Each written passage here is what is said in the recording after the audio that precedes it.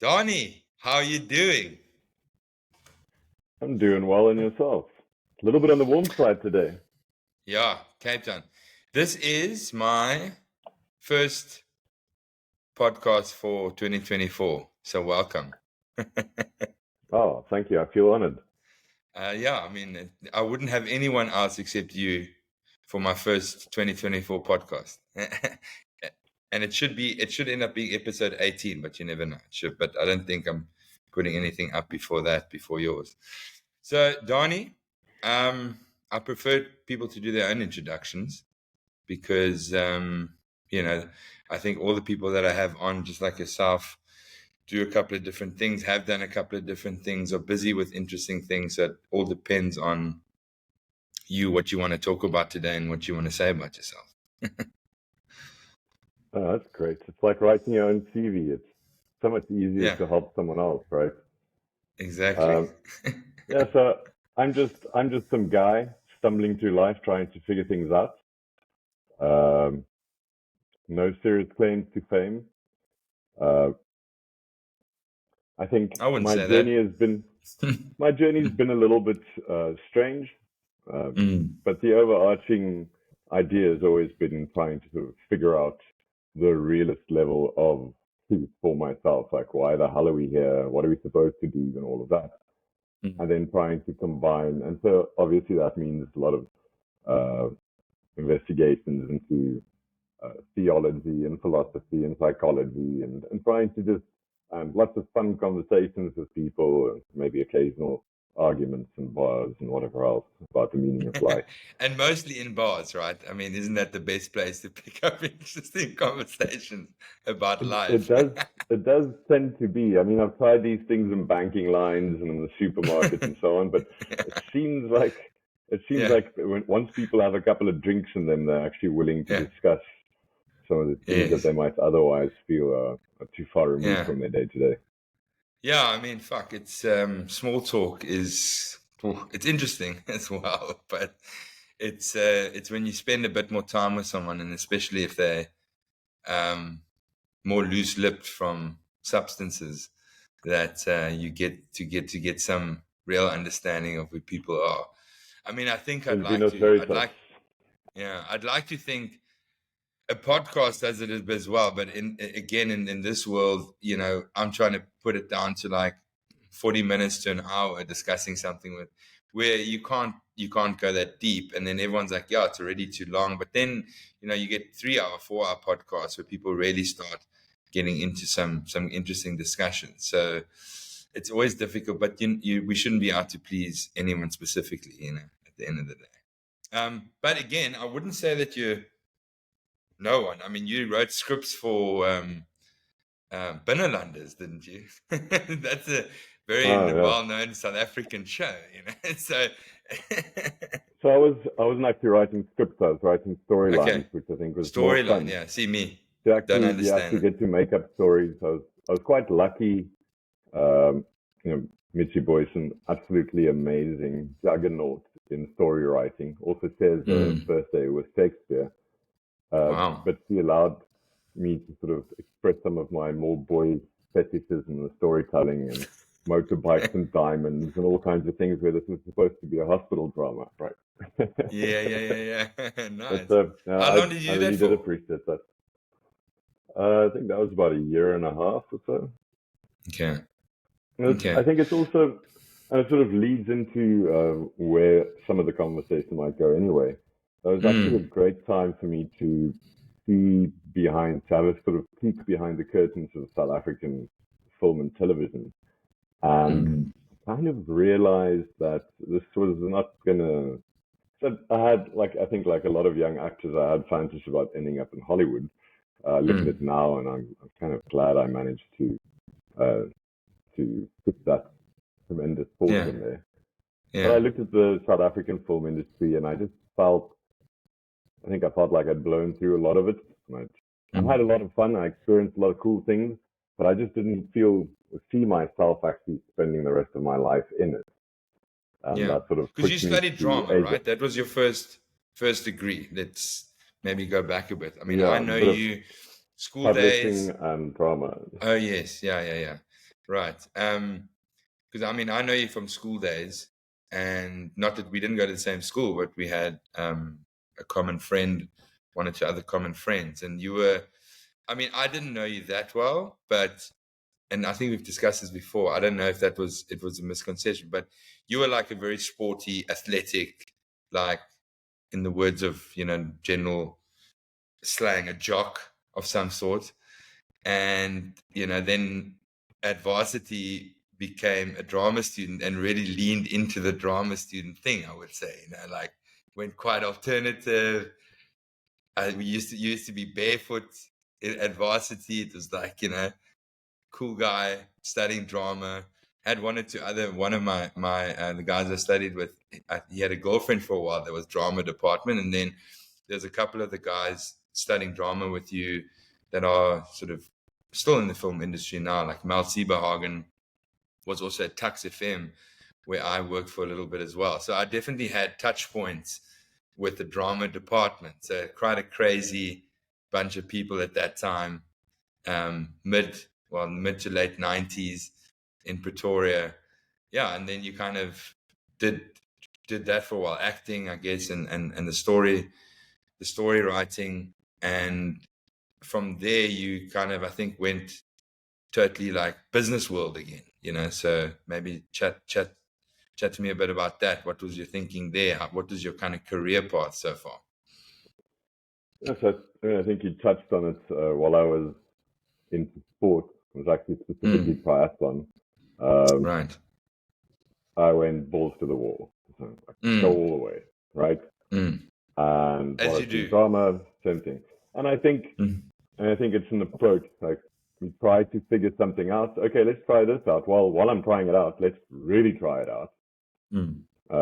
As opposed to just collect a bunch of hobbies on the side. Like maybe this is the thing. Maybe this is the thing that unlocks a whole bunch of other things in your life. And how to find whatever that meaning is that might be so elusive and that we continue to pursue. Yeah. So I went from writing for Binlanders to Taiwan, and I was really trying to get into one of the you see translations on products that come from Taiwan or from Asia, especially at the time. I think they've gotten a lot better. And I think especially with LLMs and so on, so they keep on getting better. But there were things that were really poorly, like it was terrible English. Press button in secret place on a lock. Yeah, I mean, there's memes about this stuff, right? Yeah, for sure. And so I thought, well, they have all of these companies there. You can actually sort of have a little way, like for a little bit of marketing and rewording things, making sure that because obviously, specifically in Taiwan, it's an interesting thing on the technology front. They have a lot of companies that were creating amazing things, but they didn't push their own brands out into the world. They were selling to other brands. And then these guys who are in transition are actually trying to sell their own brand, but a generation and the older guys tend to be the CEOs, often in their 70s or even 80s. Hierarchy type thing, hierarchical structure. Yeah, but I mean, those guys typically grew up with a factory mindset. And so they can understand, you want to buy this, whatever, $100 million machine, but you can go calculate what the impact's going to be on your production and you can justify it somehow. But the moment it comes to marketing and, you want to develop the brand and you want to, just very little, and I think, this might at this point be changing too. But at that stage, it was very, very challenging to get budget out of guys to sort of push those things. Also did a bit of teaching, which was fun in some ways.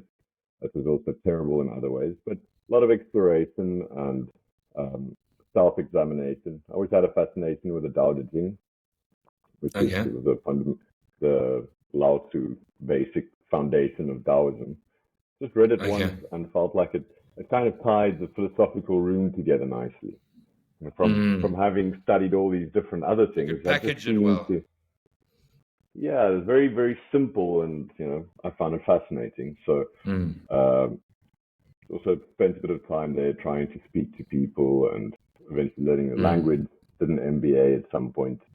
And what I Wow. realized, actually from before that, just from managing a classroom, but during MBA, I Mm. just realized like this whole management thing, leadership. Mm. Uh, how do you get people to collaborate properly? How do you Mm. facilitate a process where you maximize the general joy for the participants, but also the output, the quality of it, the speed, whatever else? Mm. And I remember those case studies, and you go, case study, but I really enjoyed those.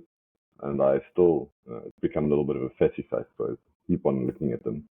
Uh, but what I find really interesting is people spend, and I know you come from finance, where you have Mm. a fair bit of knowledge in the finance world, how people spend so much of their life working themselves to the bone to make the money.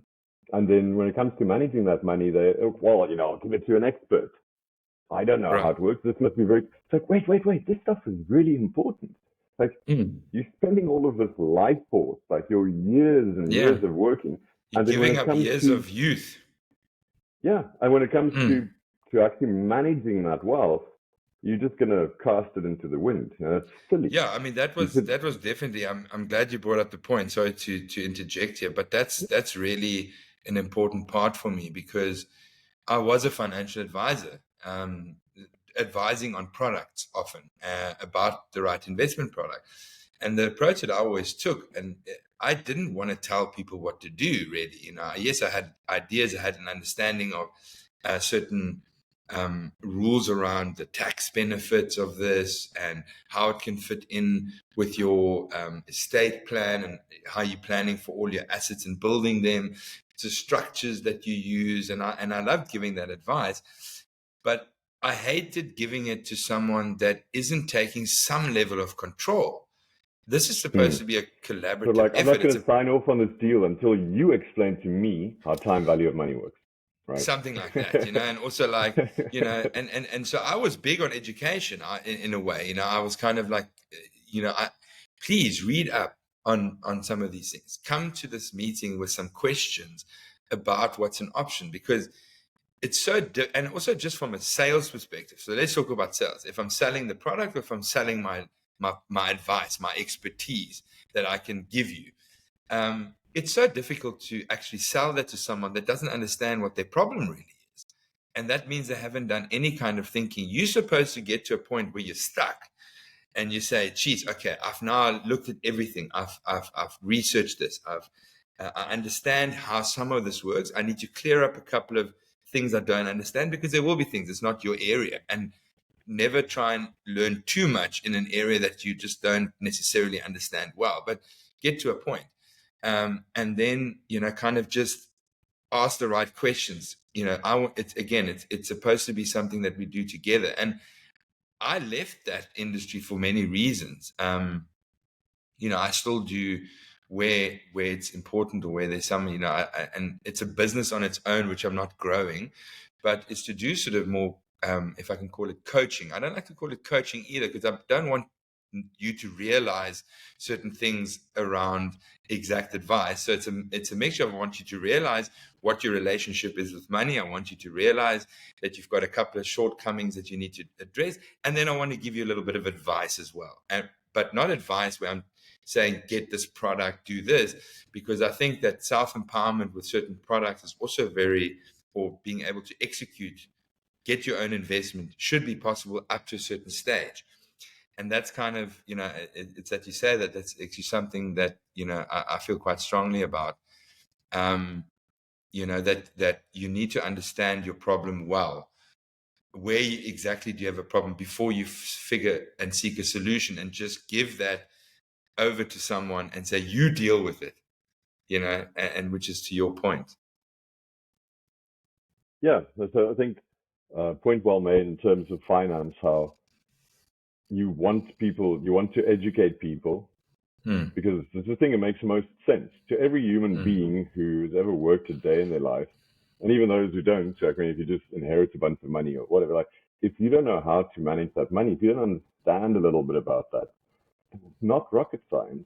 I mean, I don't Mm. mean to insult people in the finance industry, but a lot of these No, things aren't very it complex. isn't. The things No. that people get tripped up on is this idea that there's an expert class of people who understand finance. And since they use these words that I don't understand, so they must be very smart. And okay, well, who's got the time But to go understand this stuff? that's how the financial advice industry, and I'm talking mainly in South Africa, but it is a global phenomenon, is this notion that you've got special information that you keep to yourself that you can now sell on. And it's surprising to me that it's still that way because there's so much information out there. What there is now is too much information where you need someone to maybe help you consolidate some of that. But that was exactly how they saw. And this is the other thing. Financial advisors in this country, and I'm very happy to say, as I said, is part of my passion, is part of getting certain guests on this podcast because I don't want to be the one, but I am kind of saying it now. Also going to be the one. Um, I'm always going to be the one, I'm always going to be the one that's got to say the tough stuff, and get shot down for it. But it's, for instance, my whole philosophy was that you're a financial planner and an advisor. You are supposed to, you know, give a person ideas around their plan, what they want to achieve, their short-term, long-term, medium-term financial goals. How can you reach them? Advisors sold themselves as knowing something about investments. Asset managers at Alan Gray still struggled, and they've studied. I'm mentioning names. Asset managers, Alan Gray, Coronation, I don't care, in this country. That's what people. Those are asset managers. This advisor, yes, there's a product that needs to solve your problem at some point, but they went out to and made people think. And this is why you still get questions which annoy me. It's like, oh, what's the best investment, Alma? I don't flip a know. There's a lot of options, but do you understand why you're making an investment in the first place? Are you making the most tax efficient investment? And how does it fit into your estate plan? And how does it affect your life? That's the questions financial advisors should be talking about, not keeping product information and jargon and like theoretical knowledge about investments and what's a good investment.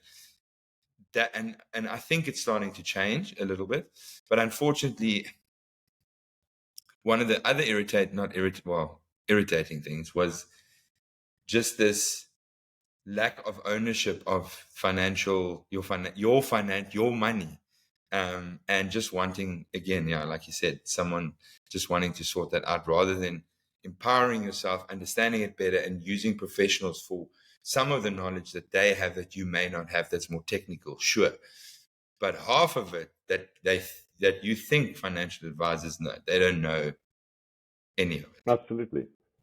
That's, I mean, the idea in that way is that you actually part of one of the responsibilities. Let's say if you live by yourself and you're Mm, making your own food, then it would make sense to try and make different dishes. You're going to mm, experiment a bit and develop a bit of a repertoire, and in time become a better cook. Be able to make food that you actually like, right? And maybe you can one day end up making food for other people. mm, But it has to be this ongoing attempt at learning more. And finance is one right. of those things. Mm, And so to take that back to management and leadership, right. uh, leadership is one of those things. Mm, Like I understand there are different definitions. Again, let's not get tripped up on the jargon. I'm going to right. talk as a broad concept. Uh, you're a leader over yourself. Mm, You have to get yourself to get up in the morning and go for a run or do whatever exercise you do. You got to get yourself to drive yourself, to inspire yourself to live a life that's worth living, to examine your own life, to do whatever else. And so leadership is actually something that runs in all directions, managing your managers, your own managing people yourself, that yeah. report to you, and managing yourself. And Mm, even though there are lots of books dedicated to this, and I mean, I think like uh, the Harvard Business Journal or whatever, like you have all of these people, Medium and so on, people who think about management stuff, and then they go and they do some tests. They try to get all of the nice quantifiable data points to prove to you that this is direction, and people vaguely know it. But then a little bit like with finance, it becomes something that, there's some specialist little group who knows something about it, as opposed to having it be very, very real at every level of a business. And the fact is, when you take a little bit of that knowledge and you start to introduce it into an environment, and you let people think about the stuff, now suddenly they're not waiting for someone to come deliver that knowledge. They can actually, everyone in the business can actually start to think about these things and work with these things, and maybe read a couple of articles from time to time and experiment for themselves with Yeah. with how they wield their own conscious awareness and how they Yeah. apply themselves to the challenges in the workplace and communication and collaboration. Right. Yeah, and which is exactly what will then make the business sustainable, because everyone's a little bit more invested now. They understand where things are coming from. They also may realize that the job that they're in is not exactly the area that they want to be in. So you've got someone that out of their own accord may move on, whereas they would have been dead weight and cost you. And then again, you get someone that's stepping up into a role that they didn't think they could step up into, and you don't have to go through an expensive hiring process to get the right person. You've got them right there. They've now realized that this is an area that they want to work in, and they step up, and things like that. It kind of drives your business. The one thing, however, which I wanted to ask you based on that, because I have obviously chatted to people that in my life that look at businesses, try and help leadership or management with certain things. But the problem always sits with that person, or often even the head of that, the founder, the CEO. And they need to be mature enough to be able to realize that they are the one that's the problem. And that's often why the stuff that you're trying to do is met with often some resistance, because the person that you're trying to get to hire you to help you with this area within their business to improve their business is worried that you're going to show them up as the problem in some respects.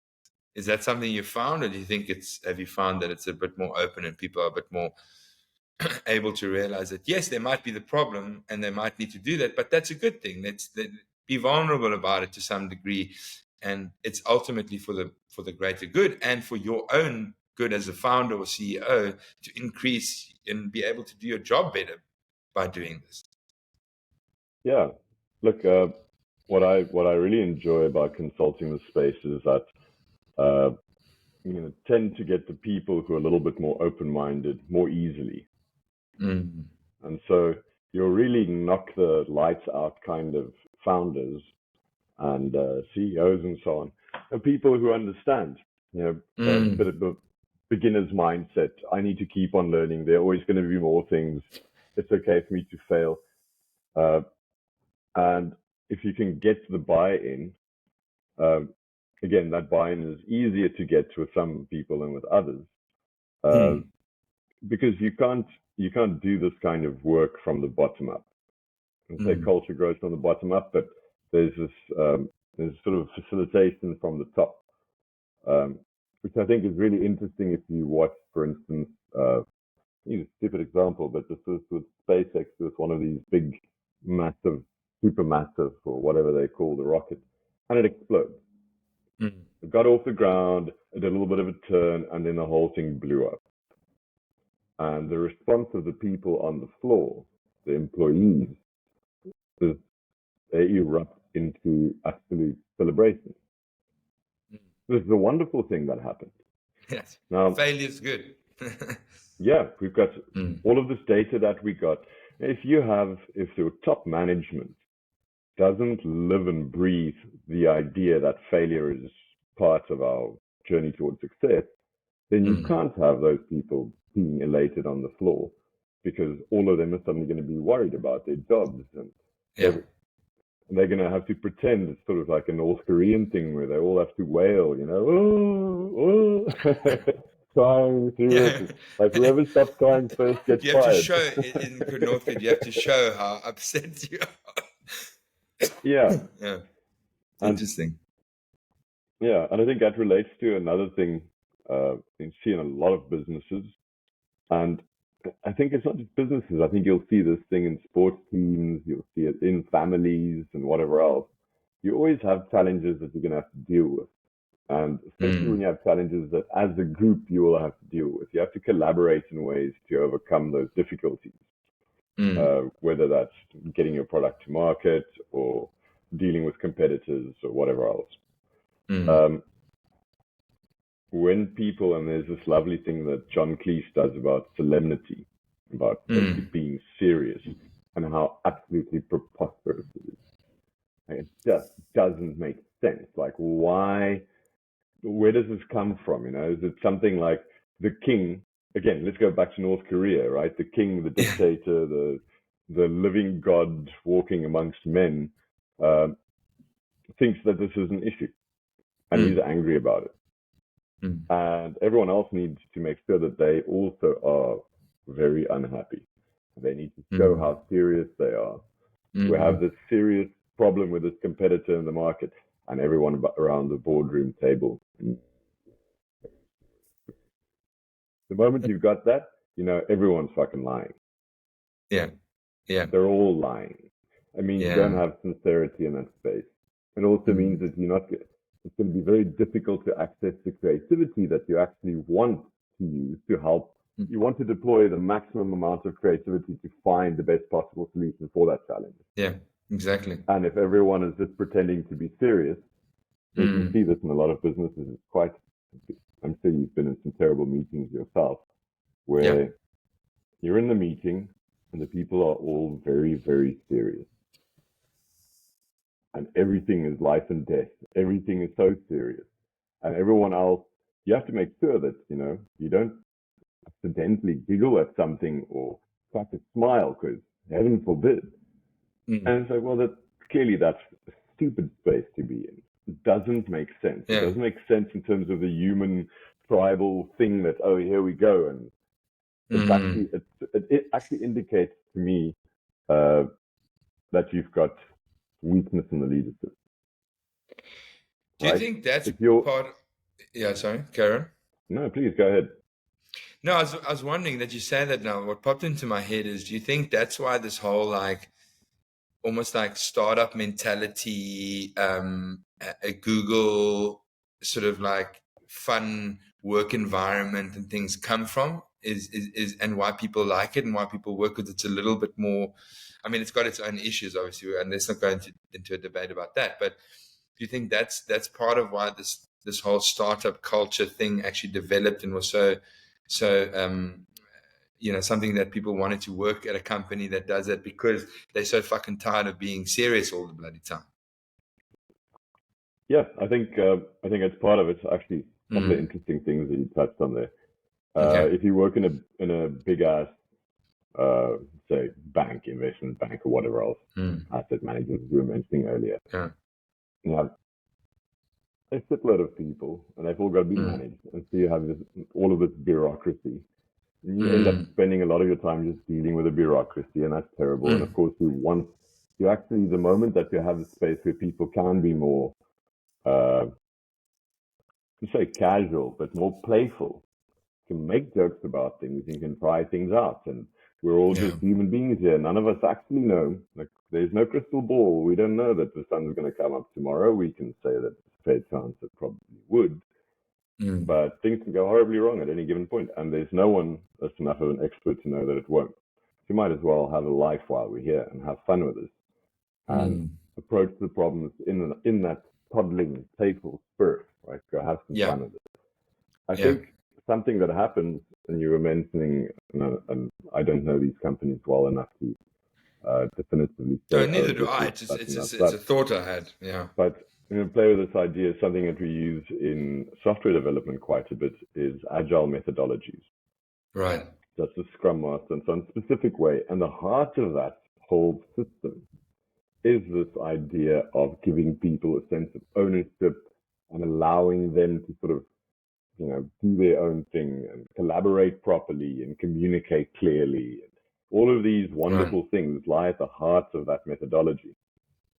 However, in reality, people take, because it's got these little rituals and ceremonies, and people take those things. I once spoke to a guy and asked, "What do you guys do Agile?" And he said, "We use Jira, yes, which is a specific software, project management software. And that doesn't mean you're agile. Like agile is No. this almost spiritual approach to what you do. And I think it's something that it happens in a lot of places. You end up with a church and the people have the rules and they do the rules, they do the rituals, but they Yeah. lost the joy, they lost the The spirit joy of of why relation you and did it in whatever the else. first place. Yeah. Yeah, why? Mm. Like the actual reason, the spirit of the thing, is sort of like mysticism versus settled religion. Um, Mm. and I Mm. think a lot of places, as a startup, they sort of have it, and then they Mm. remember that they had this joy. They try to make the rules to say this is what the joy looks like, and then the joy Mm. leaves, and they've got the rules left, and they're doing the things, and they've got a laundry service, and do all kinds of things, but actually it just kind of devolves back into another bureaucracy and people Which having is to deal why with all. it's often difficult for them to scale, and they don't manage that transition well enough, maybe, and they don't, yeah, do what. Yeah, And that's where I guess where you can come in as well. yeah. So I mean, it's a lot of this is actually there are lots of people who are much smarter than I am who could Mm. readily do the stuff I do, but Mm. most of the business is really concerned about what they do and not so much about the how. Okay. And I don't have all the answers for how, but I'm really obsessive about the questions and trying to Mm. figure it out. Well, So that's the curiosity, right? Even yeah, in it's your a own work. absolutely no, and I think Mm. that's why I ended up where I am because Mm. there's no way to get to perfection here. Mm. There's no way you can get to the perfect wisdom to know exactly how to solve the pains and the pain points in all businesses all the time. Yeah. It's absolutely Yeah. impossible. So there's Yeah. this continuous effort to try and learn from it. And we don't know. You don't know really if you could solve that problem until you actually go into it, ask the questions, figure some stuff out, and realize, oh, maybe the problem's actually somewhere else as well. Yeah. And maybe So that we can't solve. But we solve some basic stuff along the way. yeah, a little bit of Pareto, right? Solve the easy stuff. Mm. The low hanging fruits maybe have a massive impact. Yeah, I think something that lies central to this. So spoke briefly about this idea of they have this spirit. The startup has this spirit. They've got five guys. They're working really hard, churning through the weekends, hundreds of hours, whatever else. And then they start to grow. They want to remember that spirit. They want to take that into the future. And then Mm. they create a story for that, for how it was and why it was. And I think, and maybe this is a bit of a stretch, I'm sort of thinking on my feet, but it's a Mm. difference between complicated and complex. And Right. so the complicated challenges you have, let's say as an engineering firm, how do I connect this thing with that? How do I make it robust? How do we make sure it's delivered on time? Like all of this is going to be complicated. And you can solve that complicated challenge with a complicated engineering solution. Congratulations. Great. Then you have the human side. And each human being has all of these different motivations and paths and misgivings about reality and their place in the world and whatever else. And these human beings have to cooperate with each other Mm. and collaborate towards that common goal. But the complexity there is absolutely massive. Mm. And I think what a lot of leadership tends to do is they look at that complexity. So we have to get this stuff like, oh, I have to get this under control somehow. How are we going to And solve it? they approach it like the thing that's complicated and just try and get a couple of solutions for that, but it's not going to Yeah. work So for we're a going to complex problem. Yeah. so we're going to build this really complicated engineering style solution to try and Yeah. deal with the To try and manage complexity of these people. freaking human beings. And you can look at governments everywhere, and you Mm. end up just creating more and more laws. And the more laws you create, the more people find the loopholes. The more Um, unintended consequences you get from those rules. exactly, right? So a Mm. sort of runaway train of you trying uh, Mm. to fix the complexity through that. Mm. I think the Which is why they have to solution is change the often, tax laws every year. And it's the one thing that they will do because there's only two certainties in life, death and taxes. So they make sure that the loopholes and the unintended consequences that allow you to slip through the rules of tax are changed on an annual basis. to make sure that they're closed. Yeah, because the more rules you have, the more loopholes you automatically develop, unless you get to Yeah. some horrible dystopian picture. Is that a word? Mm. Where they say the taxman, the government, whoever has complete and utter control over everything, and it's all digital and CBDCs and whatever else. And Yeah, exactly. it sounds like a nightmare world to be in. But in terms of businesses, and I think what's true for governments too, is when you have an approach to say the only way you can deal with this complexity is with ridiculous simplicity. Mm. If you look at it, how do you allow a free market? I think there's a story. I'm speaking under correction, and so someone will shout at me, but there was an emperor at some point who basically changed the tax down to 3%, and the administration, administrative staff brought them down to almost nothing. Like it really dropped, and what ensued after that was the golden age of China. Maybe it's just a fantasy or something, but it makes sense to me that the only way to deal with the complexity of a free market, of all of these people who are going to decide what they want to buy and sell, and to get it out of the way, to allow them, and have some very basic rules. And if you have very few very basic rules, then it becomes like the golden rule or whatever, right? You just have a couple of very simple rules, and people can flourish. Yeah. Anyway. Yeah, and listen, actually what I thought of, and you were one of the people that told me about Ray Dalio at some point, and I only later, many years later, picked up the book Principles. I mean, isn't that partly as well, like that's how you live the rules of your life. There are a lot of rules around you, but you match those up with some basic principles and values that you have for yourself, I guess. And that's how you operate yourself. That's how you should operate a company. That's how you should potentially operate a country. To keep that simple. Just my thought, especially because I think that simplicity, and you mentioned Ray Dalio's book, one of the things he's got as a principle is radical candor, or I think he calls it radical transparency.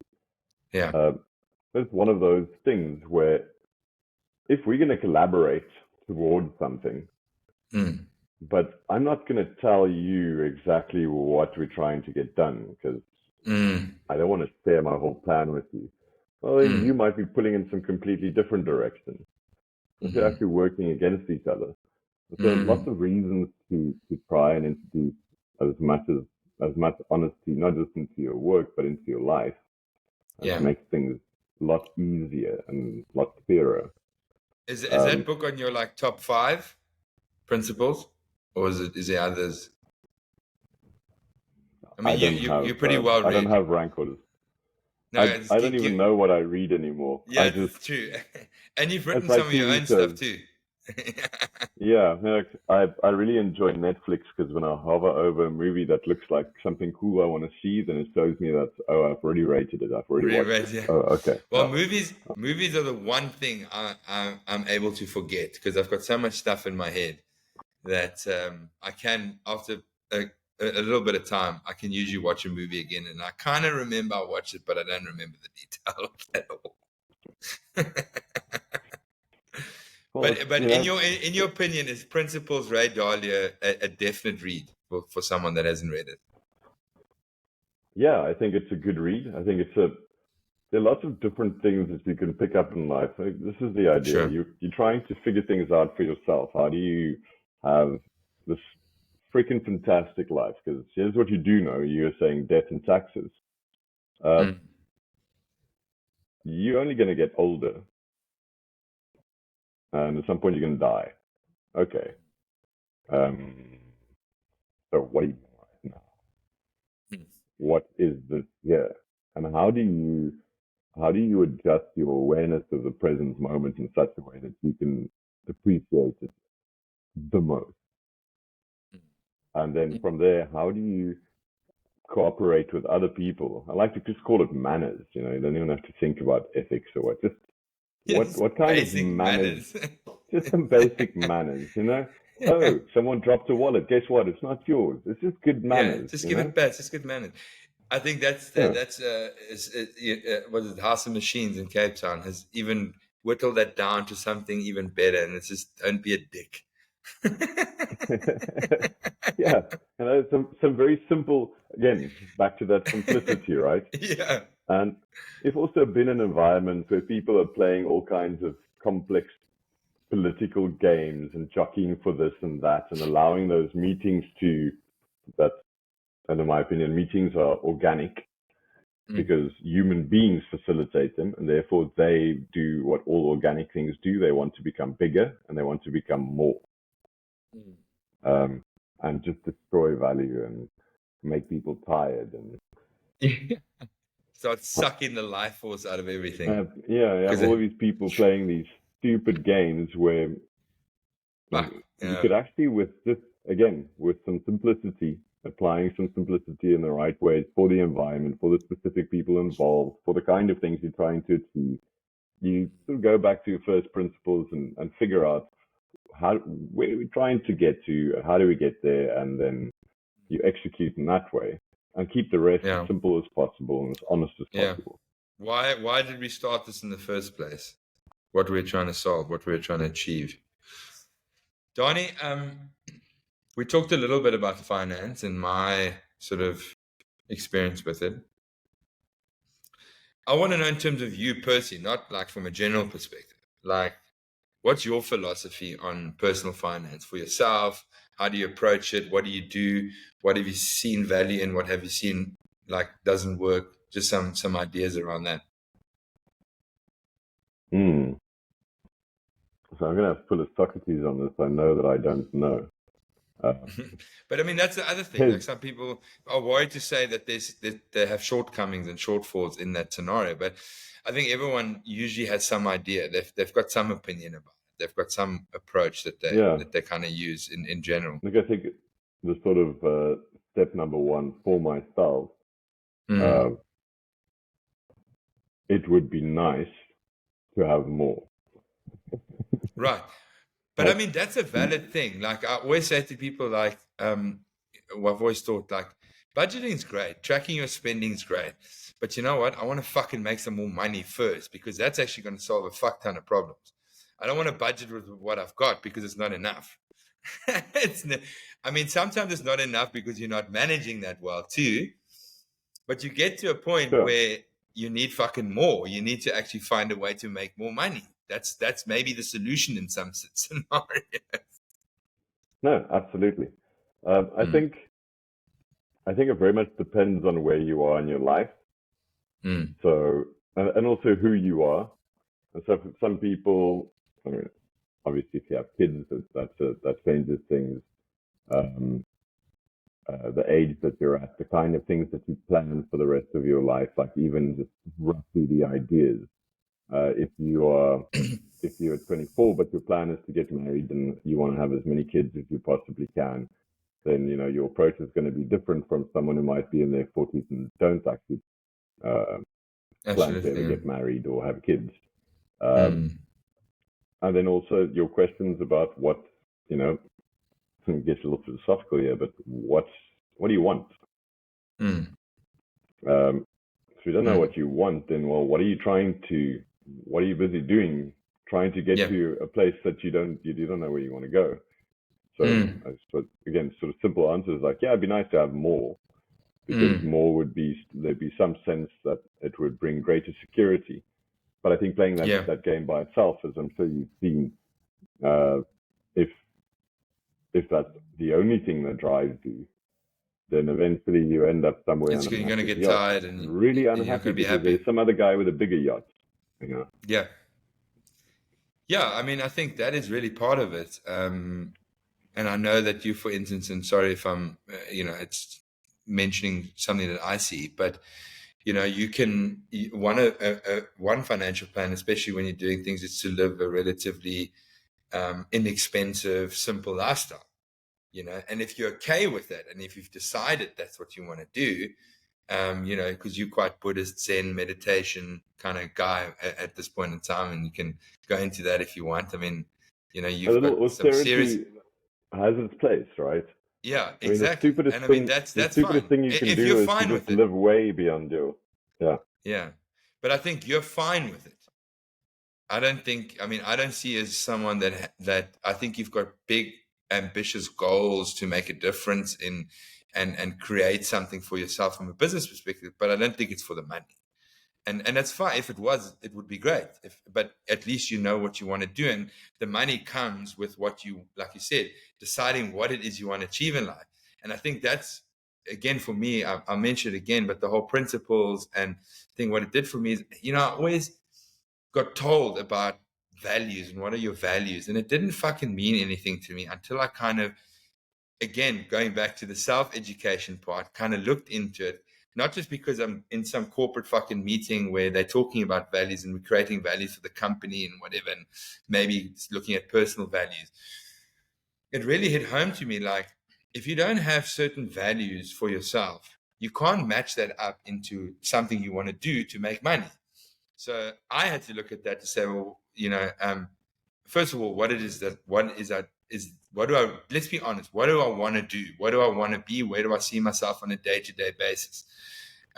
What's fun to do? And how can I match what I've, maybe the experience I've got, how do I match that with something that works for me, that I want to have fun? And I only kind of created that for myself only very recently. And I'm not going to go into details. I think it's still in development, but I was like really honest, like, what do I really want to do? This one, okay, so what can I build to match it up? And with values, it's something like, in the meantime, I've got to maybe do one or two other things that I don't like doing, but at least they need to match up a little bit to my values, because otherwise I'm really going to fucking hate doing it. But at least if it matches Hmm. up and it's achieving something that my values match up with, like, I'll give you one example. One of them is positive social contribution. I don't like to do anything that doesn't have some kind of positive social contribution. So I'm not going to work for a betting company where people are fucking losing their money all the time. I don't think that's contributing to society. So I can immediately say no to more things because they don't match up to my values. Hmm. What I've heard there, and I find interesting in terms of neuroplasticity, right? Growth mindset, this ability, a conscious awareness that you can keep on learning, you can keep on changing, you can keep on adjusting how you approach things and so on. Is this idea of trying to use verbs rather than adjectives and nouns to describe yourself, or right? So, Yes. and you were saying there, what do I want to do? Which I think Yeah. is great. And I think when people look at values, like, what are our values? And it's much simpler, it's more intuitive, I find, if I ask, what do I value? Right. Yeah. It's Which these may have stupid worked little for tricks, me when I but wasn't when I didn't think it was. That makes more sense. Exactly. So had you been in that corporate values workshop that I fucking didn't understand, maybe I would have, had a better time. yeah, and I think unfortunately there's a lot of the boilerplate stuff. And as I said earlier, you've got a small business, the heart, the spirit there is amazing. And then they try to figure out, how do we keep this stuff as we grow larger so that we don't just become a bureaucracy? And then they try to capture those things and hold on to them. And these become formal processes, and I'm sure you've seen plenty of them too. But they become things that just de facto get used in companies everywhere. Oh, you want a management consultant? Well, let's sit you down for your. First, you're going to have to figure out what your values are. Or first, you're going to have to do this, and we're going Right. to step you through this stuff. And if it's not, it's like, well, because someone else did it, or people have done it, and it has been useful to them. But it's not necessarily exactly where you are at that point, and it's not what you're trying to. It's sort of often square hole, round peg kind of things. Uh, the same with trying to measure things. Old story. I'm sure you've heard it. What Love can't it. be, what's that? What can't be measured can't be managed. I hate that one. I Yeah, don't know why. this Because some stuff, things you can't really. and being data driven, and all of this Mm, has merit, and there's a place and time, and there's specific things that you want to be measuring. But there's the old story about the economist who's down on all fours on the pavement, mm, looking for something. So a passerby asks him, "What are you looking for?" He's like, "Oh, my keys." It's like, oh, did you drop it here? I said, no, I dropped it on the other side of the road. They're like, why the hell are you looking here? It's like, well, there's no light that side. And I mean, it's that thing in terms of economics. You look at the things that what are the things that we have light on? And so those are the places where we get our data points, and our KPIs are based on that. But there's a lot happening in the dark. But there are things happening that are more difficult to get sort of quantifiable data points on. But those things might be really significant. They might be more significant than a lot of the things that you can readily see. And there might be different ways of looking at measurement as well. What is measurement really? And like, is the way we measure most things the right way to measure everything? No, exactly. Here's a good indicator for me in terms of looking at themes. When you have a meeting with a team, whether it's a stand-up or a planning or just general catch-up, how much laughing is there? How much giggling is there? How much playfulness is there? How happy do the people in the meeting in general look? I've got no way of giving you an objective measure of what that is. But I can tell you that if you have that kind of atmosphere in a team, chances are that there are a couple of healthy aspects there.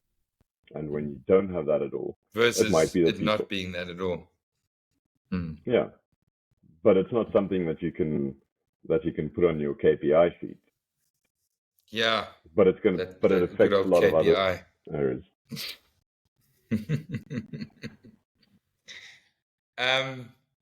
Okay, I think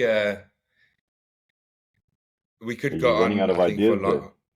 No, it's not about that. It's about the fact that we've, I think, given some concise, talked about some concise topic. We can go off. We can go and talk for hours about touching on those little and go granular. But I think at this point, I want everyone to get a bit to know Danie a bit in terms of just other than work stuff, like what are other things that you enjoy doing? Who's Danie? Do you still do triathlon like you did back in the day?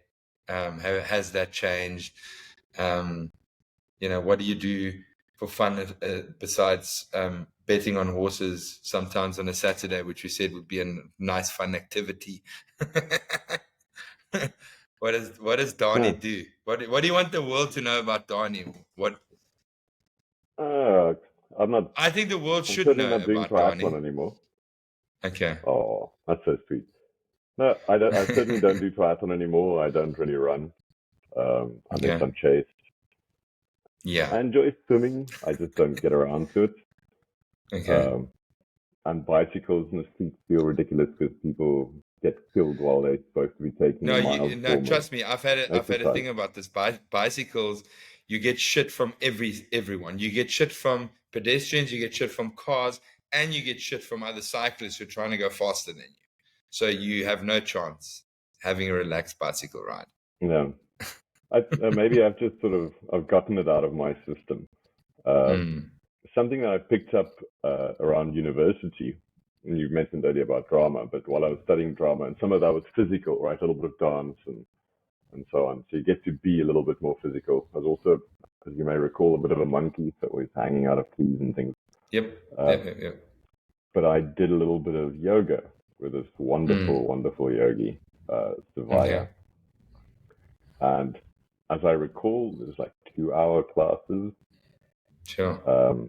And he was just so magical. And that sort of planted a seed, a little yoga seed. I always knew at some point I'll get back to it. And eventually I ended up, started using an app. And on and off that has been sort of a big help. But I find, in terms of exercise, I find yoga to be quite, and there are different kinds of yoga. So you do some Kundalini yoga, which is maybe less physical and sort of more spiritual. Some of it, like the Hatha yoga and Sangha, it's just much more physical. Actually, you get some exercise from it and stretch some things out. And I enjoy that. They always say that you should try and find something that you really love and then figure out how to make money for it. And that's, in a way, kind of where I'm at. I can get lost in reading or listening to podcasts on things in terms of business management and leadership, but also then philosophy and psychology and theology. And I feel like all of these things tie up. As you may know, I do quite a bit of pro bono work with individuals, just people, friends, and people that I know. When people get stuck on things, I like to sit down with people and talk through things and help them think through it. Well, we have done that as well with a lot of stuff. Work-wise, and especially when I was stuck work-wise, not knowing what decisions to make and what to do next. Yeah, so I mean, I really enjoy that, and I really enjoy working with teams and this ability. If you can make a team 10% better, 10% happier, more efficient, the collaboration is better, people don't have to go back and fix things again. What a great joy! That you were mentioning in terms of your own values, that you want to make the world a slightly better place. I really enjoy that. But there's also a weakness, I think, because I can get lost.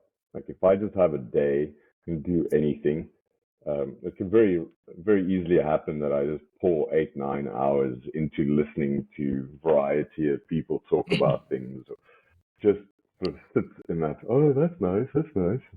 I have to sort of push myself out and make sure that I actually go do things out in the world too, instead of put just it into thinking action. about. Yeah. Put it into proper action. Yeah. Which I think is something everyone struggles with. Everyone struggles with that. It's that, and I think my mother's one of the people that I know that from the most. She also got lots of information, did courses after courses of something, and, was always trying to learn more some way, somehow. And just didn't always take that into action, into making money and into things. But that's been an interesting path. I think she's actually finally now found a place where she can apply all of that, and hopefully also, I think the now next that step you've is to already be learned properly. everything. Yeah, I mean, my mother's. Yeah, I think my mother knows everything. Like, I'm not just saying that. Like, she literally knows fucking everything. She's literally read every book and every religious book. She's investigated every religion in the world. Yeah, She's and done every course under the planet. So if she Spent just all her money that she calls you out of the blue and just says, "Almo," you're like, "Yes, mom, I'm yeah. sorry." Yeah, I mean, it's like it's like, yeah, if you want to listen for an hour, and she also talks a lot, so if you want to listen to an hour about a topic, you can definitely talk to me. But yeah, and what else? I mean, like, yeah, I mean, tell us about your heart rate. I can't remember exactly. What's the lowest you can get your heart rate to? Didn't you have to have an alarm to make sure that you don't die? Wow, that sounds rather dramatic and completely untrue. But it's a But there have been. You can die, can't you? I suppose you can. Yeah. But there was a time where I was ridiculously fit and my heart rate would fall to well below 40. Yeah. I don't think that's really true at the moment. I think I don't really take my heart rate that often, but I'm maybe at about 50 at this point for relaxed heart rate. But also that's through while you're meditating, right? Isn't it? Or is it, yeah? Oh no, that's just sort of my general take. Really? I don't know where it goes if I'm meditating. But I think you told me once that you had this. You've tried to get it low on a meditation I've got basis. What we call an Apple Watch. Yes. And for some reason, I get really annoyed while I'm wearing it. And I figured it's pretty simple. Okay, let me take it off. Oh, that feels much better. Okay, well, let's not do that again then. Yeah.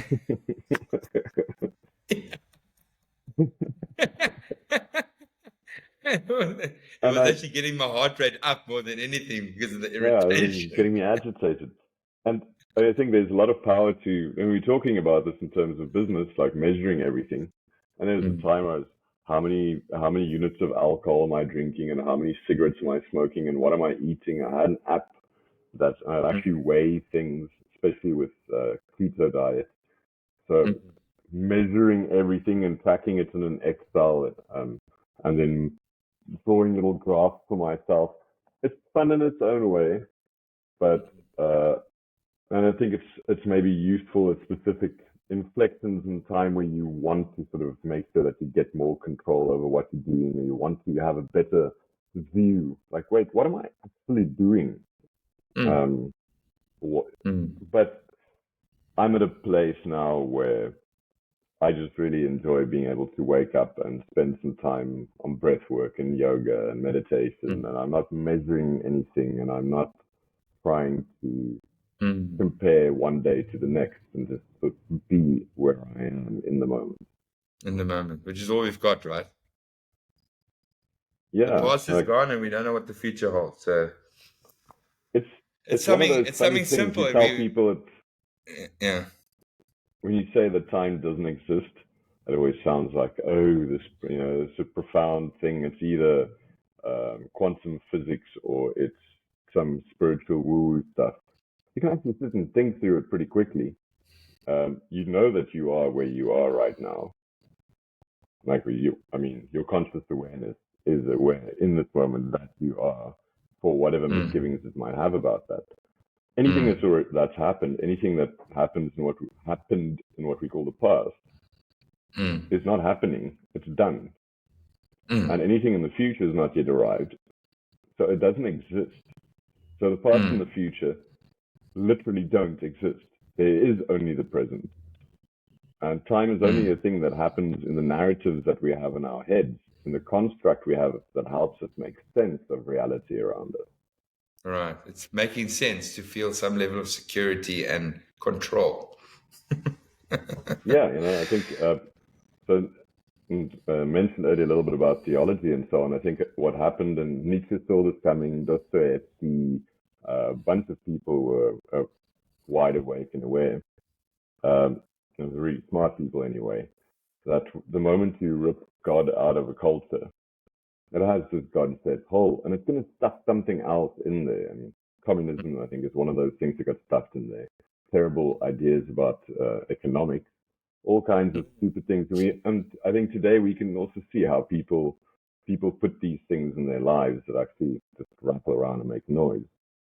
When, yeah, I think there's a lot to be said, and it's not necessarily sticking with anything. Maybe not even go in this direction, but the idea of the present moment, of actually realizing that you are here now, and not getting lost in the story in your head too much. The stories in our heads, that's a big one. Yeah, not trying to stories. interpret.